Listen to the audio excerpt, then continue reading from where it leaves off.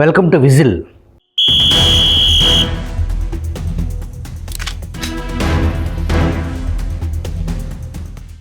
YS Vivek హత్య అనంతరం సాక్షికి స్వయంగా ఫోన్ చేసి గుండెపోటు అని బ్రేకింగ్ న్యూస్ వేయండి అని చెప్పింది ఎవరు?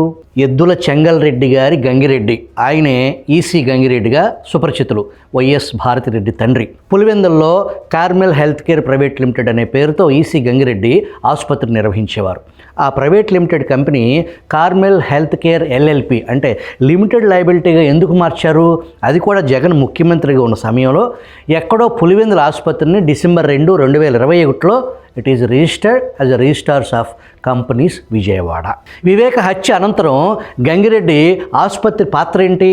5 సంవత్సరాల జగన్ ఆటవిక పాలనలో చోటు చేసుకున్న అకృత్యాలను సీనియర్ జర్నలిస్ట్ ఆలపాటి సురేష్ కుమార్ విధ్వంసం పేరుతో 600 పేజీల పుస్తకం నాడు ప్రచురించారు. మాజీ మంత్రి వివేక హత్య గుట్టు విప్పటానికి, నిజాన్ని ప్రజల ముందుకు తీసుకురావటానికి హత్యకు దారితీసిన అసలు కారణాలు ఏంటి?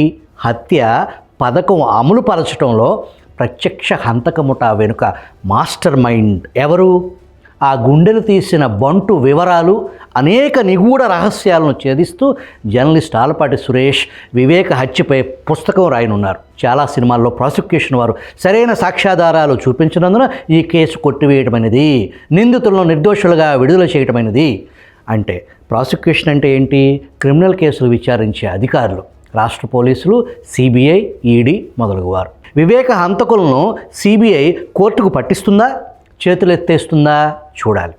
వివేక హత్యపై ఆలపాటి సురేష్ కుమార్ పుస్తకంలో మాత్రం అసలు హంతకులను ఖచ్చితంగా దొరికేలా చేస్తుంది.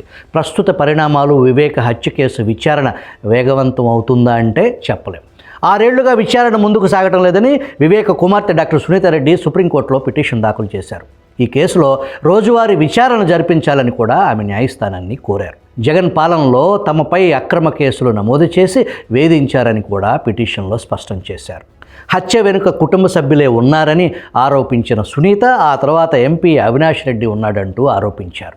జగన్మోహన్ రెడ్డి కూడా అవినాష్ను కాపాడేందుకు తీవ్రంగా కృషి చేస్తున్నట్లు నేరుగానే స్పష్టం చేశారు సునీత.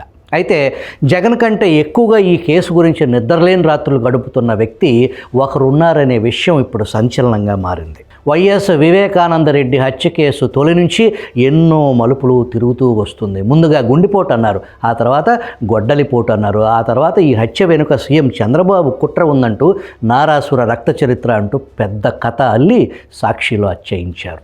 నాడు ఈ కేసు విచారిస్తున్న సిబిఐ అధికారి రామ్ సింగ్ పైనే ఆరోపణలు చేశారు. చివరికి స్థానిక పోలీసులతో కలిసి సిబిఐ అధికారి రామ్ సింగ్ పైనే కేసు నమోదు చేశారు. ఇక వివేక హత్య కేసులో సాక్షులంతా ఒక్కొక్కరుగా చనిపోతున్నారు. కుట్లు వేసిన డాక్టర్ దగ్గర నుంచి వాచ్మెన్ రంగయ్య దగ్గరతో సహా ఇప్పటివరకు 6 మరణించారు. 6 ఏళ్లైనా దోషులు మాత్రం దొరకటం లేదు.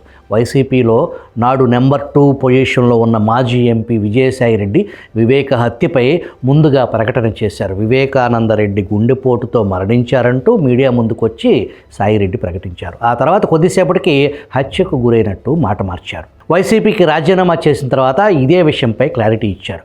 గుండెపోటు విషయం తనకు ఎంపీ అవినాష్ రెడ్డి స్వయంగా చెప్పాడని, అందుకే తాను కూడా గుండెపోటు అని ప్రకటించానంటూ తప్పంతా అవినాష్పై నెట్టేశారు. వాస్తవానికి సాయిరెడ్డి కంటే ముందే ఓ కీలక వ్యక్తి సాక్షి ఆఫీస్కి ఫోన్ చేసి గుండెపోటు అని బ్రేకింగ్ వేయించినట్లు తెలుస్తుంది. ఇప్పుడు ఇదే హాట్ టాపిక్. అసలు సాక్షి ఛానల్కు ఫోన్ చేసి గుండెపోటు బ్రేకింగ్ వేయించింది ఎవరు? అలా ఎందుకు చేయించారు? అసలు హత్య జరిగితే దానిని గుండెపోటు అని ఎందుకు చిత్రీకరించాలని చూశారు? హంతకులను కాపాడేందుకు ఎందుకు అంతలాగా ప్రయత్నం చేశారనే విషయం తెలియాలంటే కొద్ది రోజులు ఆగాల్సిందే.